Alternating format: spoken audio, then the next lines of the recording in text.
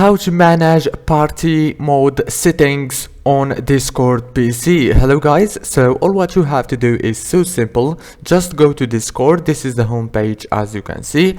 Now go down here to settings, and after you click settings, now it will take you here. Go down, click on party mode, as you can see. Now after you click on the party mode, now all what you have to do is so simple.